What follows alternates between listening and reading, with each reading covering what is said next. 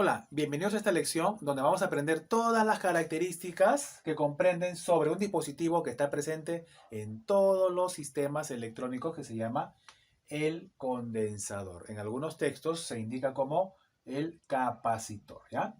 Entonces, este componente electrónico pasivo, ojo, las resistencias son dispositivos pasivos, el condensador también es un dispositivo pasivo, ¿ya? Entonces, este condensador tiene un concepto que yo lo he colocado acá que dice que es un dispositivo que almacena energía en forma de campo eléctrico, pero hay que entender un poquito mejor cómo es esta característica de funcionamiento. A ver, veamos. Primero vamos a ver cómo está constituido nuestro condensador. Acá observamos que existen dos placas enfrentadas, pero estas placas tienen que ser de todas maneras metálicas. Entonces colocamos acá placas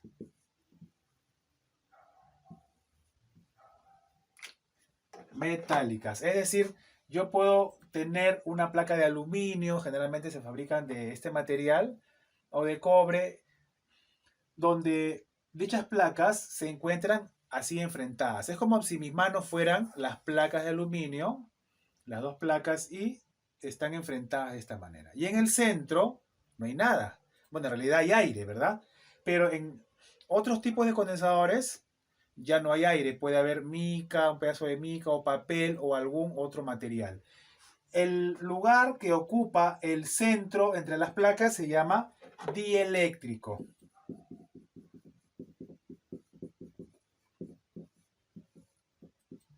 Muy bien, dieléctrico. Y esta viene a ser la distancia que existe entre cada placa. Entonces, ¿qué tenemos? Tenemos la distancia entre las placas. ¿Qué más? Cada placa obviamente tiene un alto y un ancho. Entonces vamos a tener un área también de las placas, ¿verdad? Entonces, ¿qué vamos a lograr? Veamos. Borramos acá un momento y veamos lo que sucede cuando energizamos el condensador. Ya que es un dispositivo eléctrico, tenemos que energizarlo, es decir, aplicarle corriente. Vamos a hacer lo siguiente. Vamos a conectar una fuente de tensión a nuestro condensador. Ahí está. Ya hemos aplicado una fuente de corriente que se llama VCC, que es igual a 10 voltios. Tenemos la placa más grande, positivo, y el negativo. Entonces, ¿qué hemos energizado a nuestro condensador o capacitor? Entonces, ¿qué va a suceder en las placas? En ambas placas se va a acumular un potencial eléctrico. Vamos a ponerlo en este lado. Acá se acumula el potencial positivo.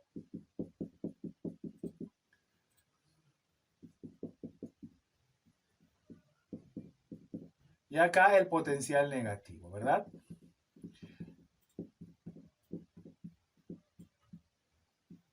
Y por el efecto dieléctrico formado por el espacio y la distancia que existe entre las placas, se va a generar un campo eléctrico.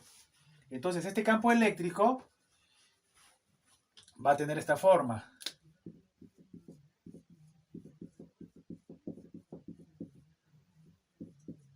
De esta manera, ¿ves? Este viene a ser el campo eléctrico. ¿Qué vamos a obtener realizando este ensayo? Aplicando la tensión a dos placas con una separación de aire, etc. Vamos a lograr que este dispositivo tenga una propiedad. ¿Cuál es esa propiedad? La capacidad, muchachos. La capacidad. Entonces, nuestro condensador va a tener una capacidad definida. ¿Por quién? Por la distancia que existe entre las placas, el área de las placas y obviamente el material que está en el centro de las placas, ¿verdad? A partir de ello se denota una fórmula que se llama capacidad de nuestro condensador es igual a la permitividad, que viene a ser una característica especial del material que se pone entre las dos placas por el área de ¿quién? El área de las placas, el alto y el ancho.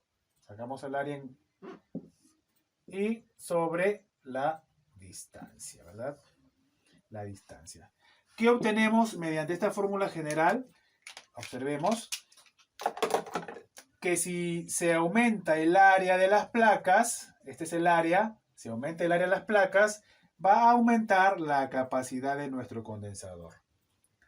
Y si se disminuye la distancia entre las placas, también va a aumentar la capacidad de nuestro condensador. Entonces, si queremos un condensador que tenga mucha capacidad, tenemos que tener o fabricarlo con un área muy grande de las placas y mucho más cerca entre ellas, ¿verdad?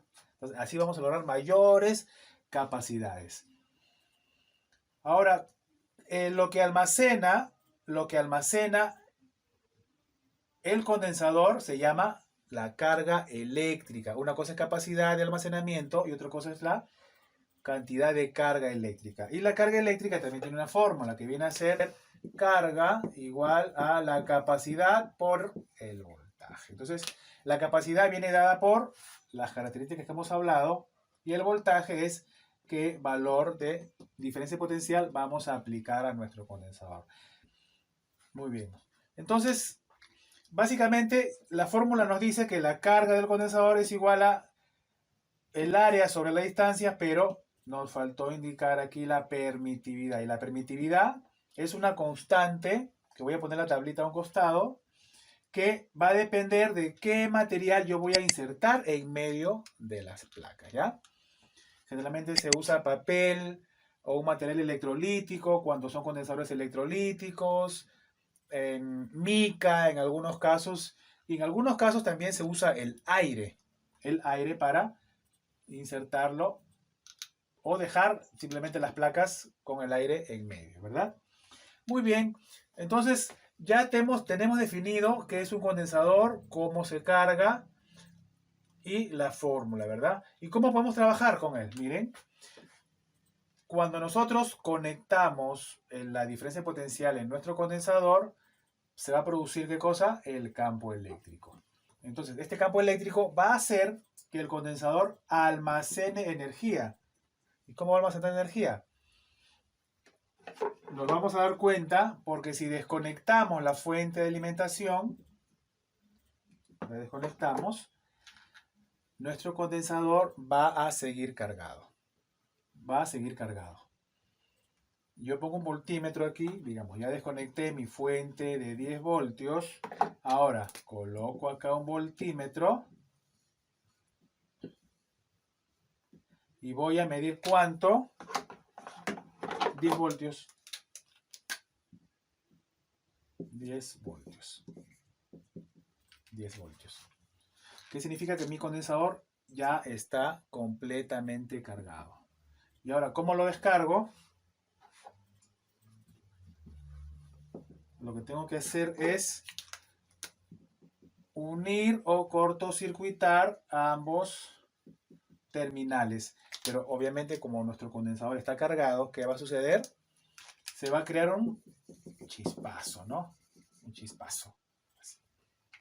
Porque se ha almacenado una energía suficiente como para que la descarga cree esa chispa que en algunos casos, dependiendo del condensador, puede causar daño. Así que tengan mucho cuidado.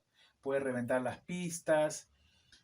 Por ejemplo, en las fuentes de alimentación se usan muchos condensadores en la entrada de los 220 voltios. Entonces hay que tener mucho cuidado cuando destapemos una fuente de alimentación conmutado, switching, y queramos tocar alguna parte del circuito. Hay que asegurarse que los condensadores ya están descargados por la propiedad que tienen de manera intrínseca, ¿ya? Entonces, lo que vamos a hacer ahora, vamos a analizar qué es lo que sucede con las capacidades cuando colocamos condensadores en series, condensadores en paralelo, ¿ya? Así que nos vemos en la siguiente lección.